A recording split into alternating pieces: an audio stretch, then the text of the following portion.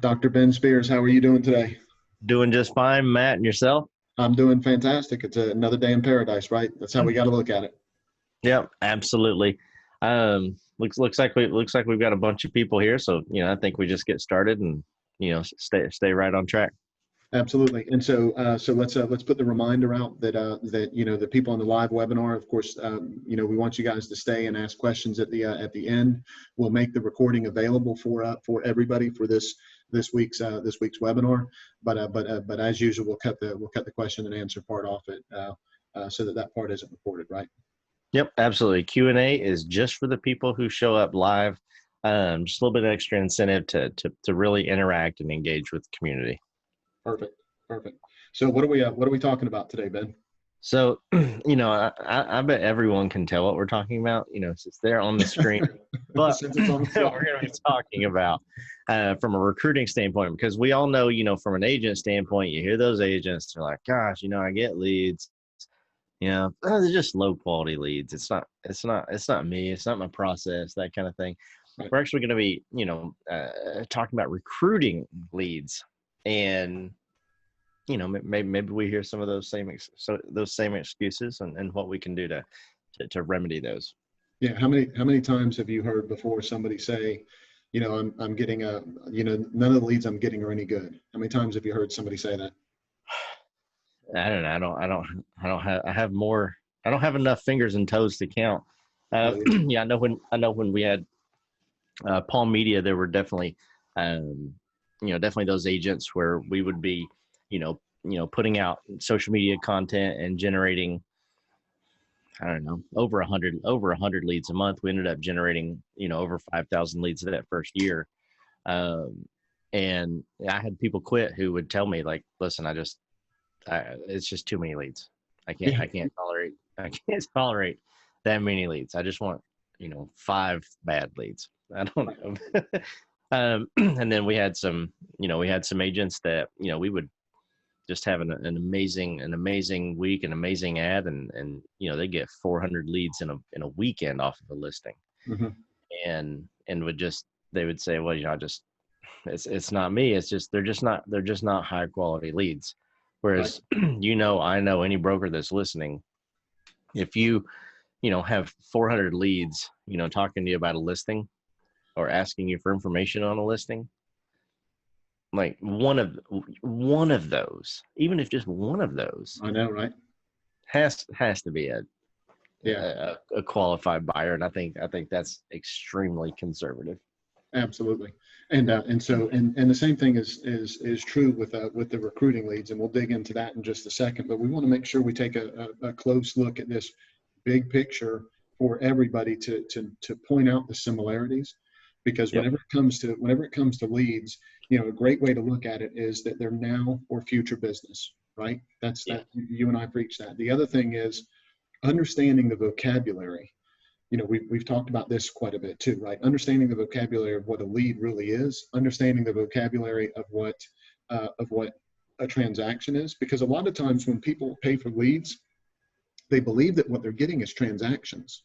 They honestly believe that these things are going to convert themselves, and unfortunately, the same thing happens with brokers whenever they're thinking about recruiting leads. They believe that some of the things that they're coming in contact with aren't necessarily going to make a good lead. And the reality is, if they would have just stuck with it for a while, it would have turned into something that was a high quality lead, right? Yeah, you're exactly right. That's a beautiful point.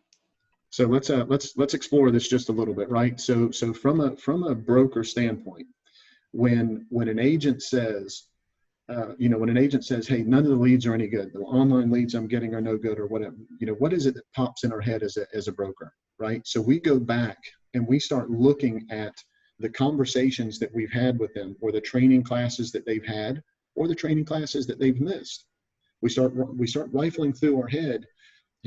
I've heard you talk on the phone before. We've script practiced before, we've role played before, and we've practiced, and I've heard you practice, and how you dealt with that in practice maybe wasn't as good as it could be. And that kind of, we don't have a choice, but that kind of rolls through our head as we're hearing an agent say, yeah, well, the leads were no good. right? I mean, that does mine. I don't want to speak for everybody, but I mean, I would think that that's kind of the case. If you're connected with what's going on with your agents and their training and everything, you're going back and thinking about the things that they were good at and the things that they weren't. And usually there's a correlation between how well trained they are, how they handle things in their script practice, how they handle things in their role playing, and how it's probably being handled with these leads that they say are no good, right? Yeah, and how many times do you specifically, Matt, and I know, when I had a team, how many times do you role play with someone, really kind of force the issue, but not necessarily in a bad way, but force the issue of, no, like, you've got to practice, you've got to do the right things. And sometimes, those agents and even those brokers will just absolutely kill it in that practice. Mm-hmm. Then they get in that real life situation and they just revert to what they've always done. Right. They panic.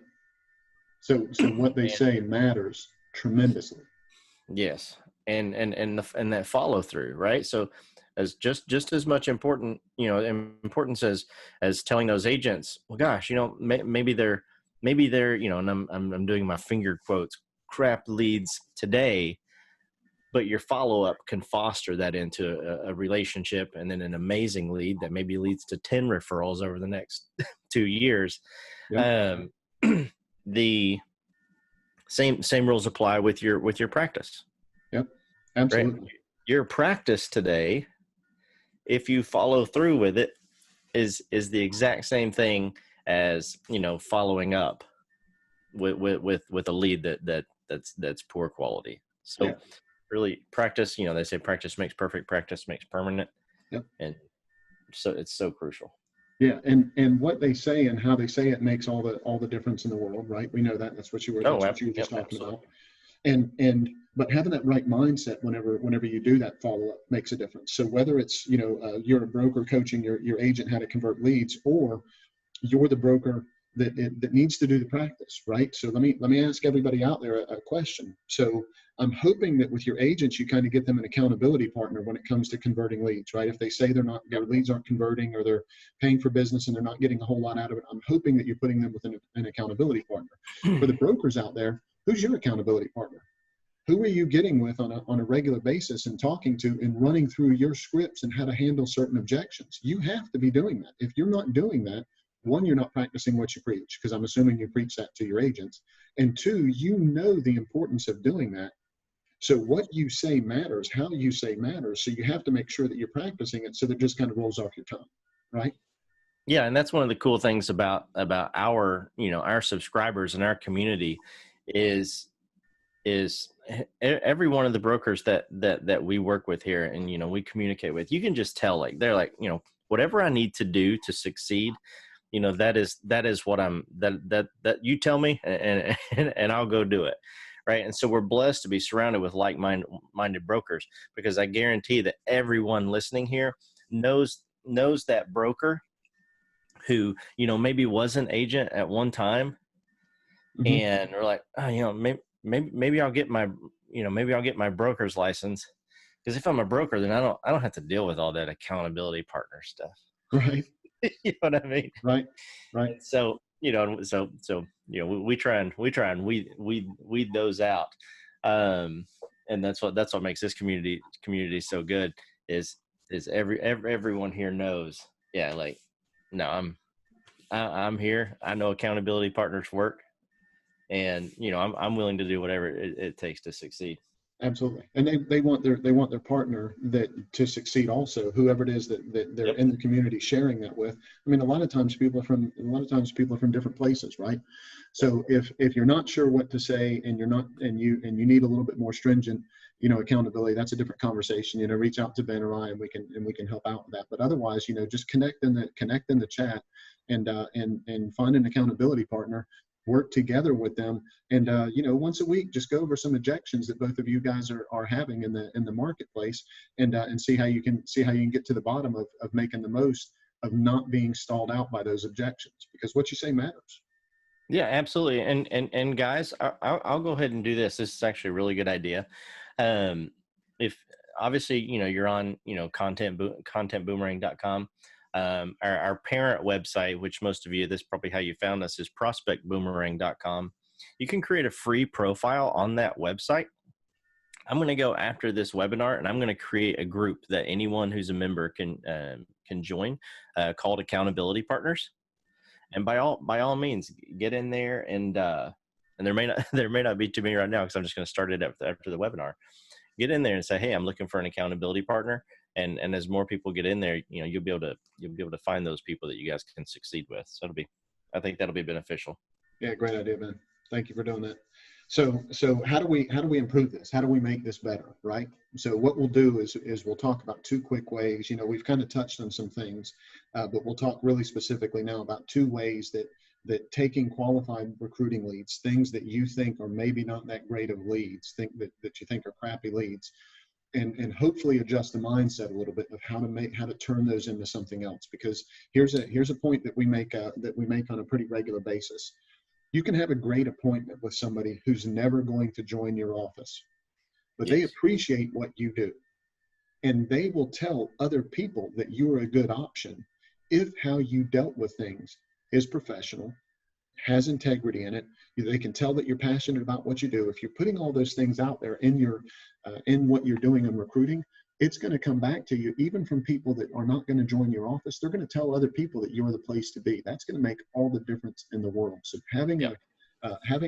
doing a thorough job and having a good process and a good plan is only going to help you, even with people that don't ever join your brokerage. No, you're exactly right. It's just building that reputation, right? Because word travels fast. Yep. And we all know that bad news usually travels faster than good news. Yeah. And so even as much as have that good appointment, have that good process to build that good reputation, it's just as important to have that process so that whether that good reputation goes anywhere or not, you're not building a bad reputation. Yeah, completely agree. So there's two ways we're gonna talk about really quick, and we've touched on one a whole bunch, but let's start with this. Let's start with this other one. Getting quality leads to begin with, right? Yeah. So we're talking about qualified leads. That means you really have to roll your sleeves up and dig into who it is that you're targeting to have these conversations with. Whoever it is that you're targeting to have these conversations with, you need to make sure that they are the ones that you believe would make a good fit.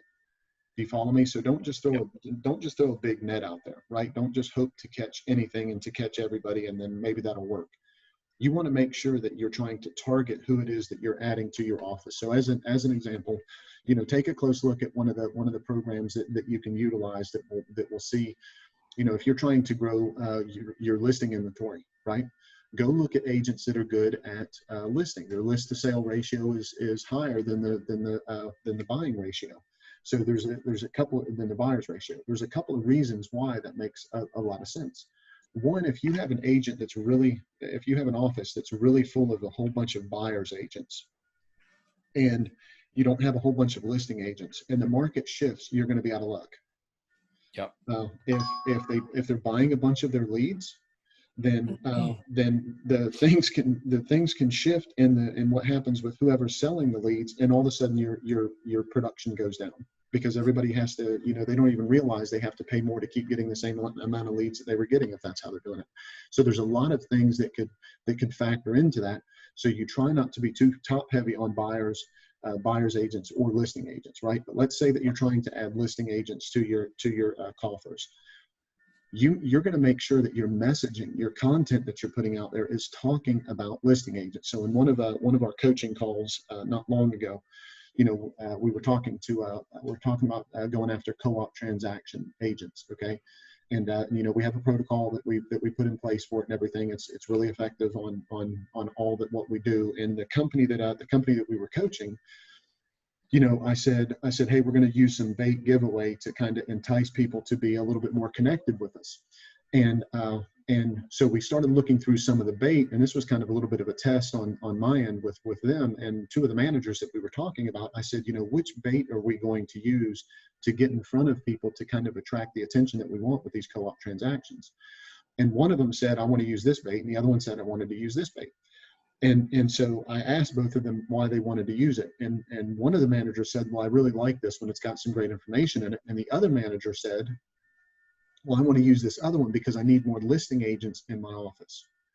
So in other words, what he was doing is the bait he was using, as well as the information of the people he was targeting on the co-op transaction, gave him a very specific list of who he was going after. So he wasn't haphazard in who he was trying to attract. So his lead is going to be a higher quality lead because he was really trying to target listing agents, not just with who was in that list, but what he was going to offer that list to attract them to sit down with him through our co-op agent process, right? So number one is certainly, improving the quality of the leads. It's making sure that you're targeting your audience in an effective way that actually gives you the type of people to talk to that you're looking for, right? Yeah, no, there's a reason that, Cartoon Network runs a bunch of commercials on toys and video games. That's right. Absolutely. Cereal. Right. You don't see any ads about buying gold on Cartoon Network. Exactly. So that's exactly right. And this, and I want to bring up a small point on that as well. Yeah. Well, not really a small point. That's actually a pretty good point. This is where you guys need to make sure that you're tracking all of your lead sources as well. Oh yeah. And what I mean by that is it can be as simple as a, if you're super old school, get a notebook or something, a ledger, but just start a spreadsheet, list all of your lead sources, and then track these are the things that I like to track. And Mac, you can add, anything that you feel is pertinent. Just the quality, even if you want to list it as, this was a good lead, it was a bad lead. How many hires have I gotten from this source? What's the attrition? How many agents that came from this source have I lost in the first 12 months? Yep. And then also, and these are, very specific things, and maybe not necessarily information that you can always track. But if it's an experienced agent, have a column, did they switch? Meaning they didn't come to you, but they went somewhere else? Mm-hmm. Or did they end up just staying where they were? Yep. Huge. Right. Yeah, I think, and I think those two pieces of information, if you can get your hands on them, or have the time to keep track of them, really lets you know how your appointment process is. Because if they switched and it wasn't you, then there's some issues. But if they stayed, that's a different story as well. Right. Yeah, that's a great point. I like to look at the cost of things, right? So that's the other thing I would do is, we've talked in another webinar, and I think there's some information on the resource center and the on demand about this. But if you're really getting up and running with recruiting, you should have 3 different places at least that the recruits are coming in from. And then as time passes, you should really have about 5 different places that the recruits are coming in from, 5 different buckets that are feeding the funnel, for lack of a better way of putting it. Yep. You should know what the cost of all of those buckets are. And so you should be able to break down the cost of how much it was to get the opportunity to get in front of the person, and then the cost for the people that actually converted. Right. So I'd love to say that everybody that sits down with you actually in the interview, you're going to hire them and it's going to be a slam dunk, but we know that's not the way that it goes. Right. But being able to look at the cost per interview and the cost per hire is going to give you a very good idea of which of those buckets that you're going to want to spend money on the following year. Not to mention, once you really start, if you're interested, and this isn't for everybody. So let me take a step back and say this. Absolutely, some rudimentary tracking should be done, period. Okay. If you're overseeing a large enterprise, meaning a bunch of different offices with a bunch of different managers and personalities and a bunch of different recruiting initiatives and all that kind of stuff, you absolutely have to have what we're talking about right now. If you're a small organization and you're only trying to hit a certain number of people and trying to gather, a certain amount of production and everything, you still need to be really targeted, and it can't be haphazard, but you won't have to go in depth as what I'm about to talk about. Okay. So the difference between the two really is, do you have a coach that's helping you work through what it is that you're trying to accomplish? Or is it something that you can just take some information and put it into play the right way and kind of track it so that you don't make the same mistakes 2 and 3 and 4 times in a row? right? So Exactly. so big picture, if you've got if you have a bunch of different managers, understanding that if you have 5 recruiting buckets as an example, understanding that some managers are going to do better with other buckets is important, especially when it comes to the cost of what you're going to pay for. If all of the managers are not doing well with a certain bucket, you either need to reevaluate your managers or reevaluate the bucket. Okay. Yep. If some of them are doing well, understand whether it's the culture of the office or it's the production level of the office or whether it's a skill set of the broker or whatever it is. Knowing all of those different things is going to make a big difference when it comes time for you to make financial decisions on how to grow your business.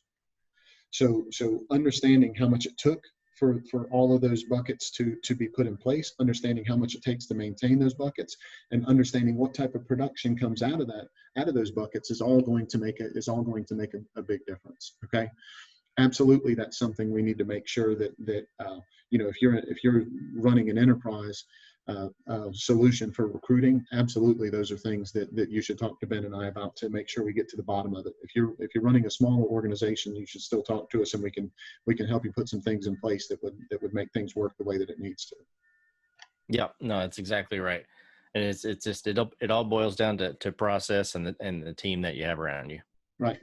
So here's the next thing, and we've kind of alluded to this. We've kind of alluded to this already, but I'm going to kind of put it in a nutshell, and then we'll go to some of the questions that we're getting. So you have to be able to have a system put in place that can handle a high level of volume. Okay. So here's what I mean by that.